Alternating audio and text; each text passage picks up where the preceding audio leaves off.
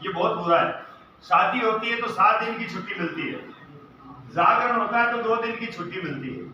कितना भी busy schedule हो, कितना भी बड़ा काम हो, ये छुट्टियां तो हमें मिलती ही मिलती है, किसी का बाप तक नहीं रोक सकता है छुट्टियों।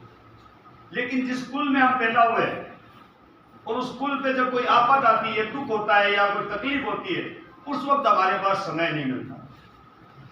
ये मतलब सोच ये होती है कि यार ये उस घर में काम पड़ा है इसलिए हमें समय नहीं मिलता, या हमारे घर में इंतजार कर रहे हो कब दुख पड़े तब हम समय निकालें। बहुत कम शब्द है, लेकिन इन शब्दों में ये अर्थ निकलता है कि मेरे घर में दुख पड़ने से पहले ही मैं किसी का अगर साथ दे दूं तो हो सकता है मेरे कारण से कुछ लोग सुधर जाएं और हमारे घर में दुख ना पड़े। ये अगर शुरुआत करते हैं तो अपना कुछ भला होगा। अगर ये इंतजार करते हैं कि यार नारायण जी में ये गलतियां हैं, तो गलतियां हर आदमी में है, मुझ में 1000 तरह की गलतियां हैं। सबसे पहली गलती कि मैं जिसको पद देता हूँ रात को 12 बजे अनाउंस कर देता हूँ आज से तेरा पद निरस्त। ये सबसे बड़ी गलती है मेरी। दूसरी बात, मैं आज यह कार्यक्रम बना के गया जैसे शिवते बनाई, मुझे कभी भी रात को ऐसा लगता है कि ये कार्यक्रम सही नहीं करती है, मैं फोन नहीं करता। रात को 12 बजे कॉल करता हूँ उनको कि भैया आज से आपका पद निरस्त हो गया। वो नाराज होते हैं, मेरे सामने खड़े हो जाते हैं, नारायण जी चोर है, नारायण जी समाज का पैसा रखे, नारायण जी गद्दार है, नारायण जी वगैरह वगैरह वो सोशल मीडिया पर लिखते रहते हैं। उसका कारण क्या है कि वो इस बात से नाराज होते हैं कि आपने हमें इतना ही क्यों नहीं दी। तो उनका निजी स्वार्थ वहां दुख दे देता है कि यार कल तक तो मैं समाज का अध्यक्ष बन रहा था, आज नारायण रात को 12 बजे मेरे साथ निकल गया। मेरा संगठन बनाने का उद्देश्य नहीं है, मेरा उद्देश्य है समाज को जागृत करना, और जो जागरूक लोग हैं उनको छलनी से छालना। समझ के बात है, लोगों को जोड़ता हूं जब मुझे पता नहीं रहता ये कितना जागरूक है। लेकिन जब धरना प्रदर्शन होता है, समाज की पीड़ा होती है, उस वक्त वो आदमी अगर वहां नहीं पहुंचता तो मैं किस लिए जोड़ूं उसको।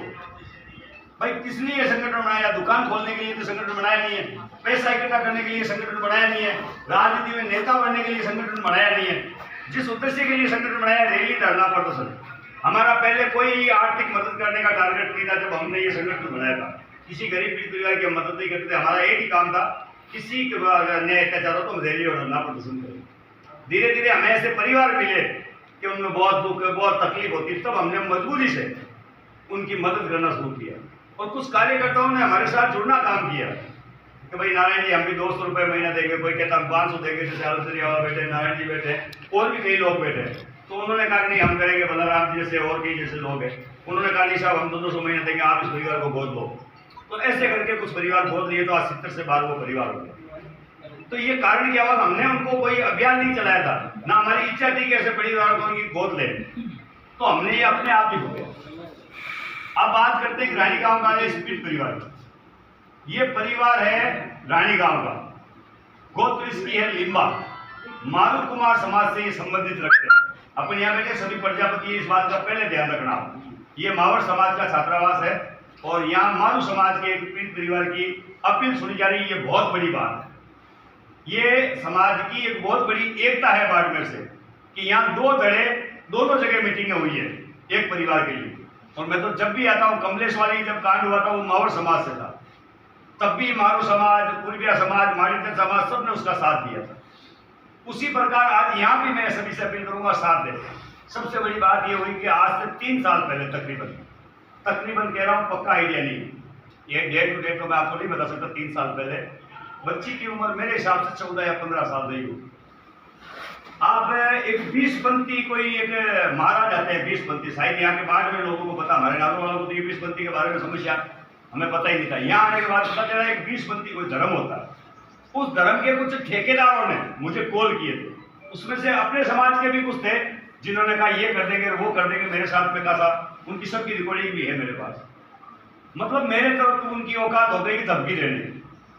मैंने उनको मेरे तरीके से जवाब भी दिया है, लेकिन ये 20पंथी के कुछ पंडित, मैंने ये लाइव इसीलिए चलाया है वीडियो ताकि उन लोगों तक मैसेज पहुंचे कि ये मेरा बाप है, हमसे झुकने वाला नहीं है। तो 20पंथी एक ऐसा धर्म है जिसमें पूरा परिवार गंदा होता है।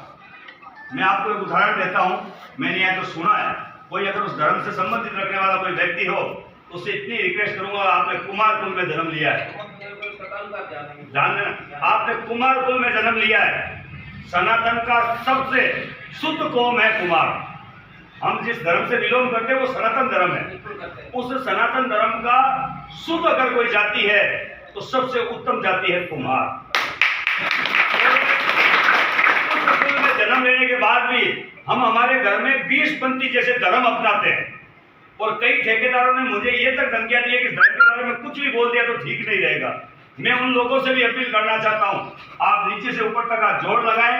मैं कोशिश करूंगा कि मेरे समाज के प्रत्येक घर से ये 20 पंथी धर्म ना रहे। हम लोग सनातनी है, हमारी आराध्य है, हमारी कुल देवी श्रीयादेवी माता है, राजा दक्ष प्रजापति की संतान है, वर्मा के पहले मानस पुत्र है हम लोग। अगर किसी को पता ना हो, पहले मानस पुत्र है। जब मानव ने धरती पर जन्म नहीं लिया तब पहले मानस पुत्र है। दूसरी यह बात, लोगों को जो जंगलों में कुत्तों की तरह खाना खाते थे उनको हमने बर्तन देकर अच्छी तरीके से इंसानों की तरह खाना खिलाना सिखाया है। हम वो लोग हैं। आज हमारे कई लोग कहते हैं कि यार ये जटिया कुमार है, ये मारू कुमार है, ये पुलिया कुमार है, ये मानेजा कुमार है।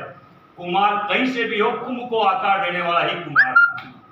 इस बात को मान, आने वाली पीढ़ियों में तड़तड़ मैं जैसे नौकरी लग गया, मेरी घरवाली जेलर बन गई और कोई कहीं बन गया, सब अपने अपने कामों में बिजी हो गए। 10-20 पीढ़ी तक हमने काम नहीं किया मिट्टी का।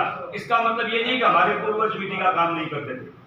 जब हमारी पीछे से खड्डे खोदेंगे ना, आज से 200 साल पहले के, तब कहीं ना कहीं मिट्टी कहीं ना कहीं हमारे घरों में मिल जाए। आज हम लोगों ने काम छोड़ दिया है, अलग अलग टुकड़ों में बढ़ गए। 4 ठेकेदार हुए मेरे जैसे, 4 समाजों के धड़े बनाए, 4 भाइयों को पहले अलग किया। एक को इसने, एक को इसको मारो बना दिया, इसको मारो बना दिया, इसको पुलिया बना दिया, इसको मारे चला।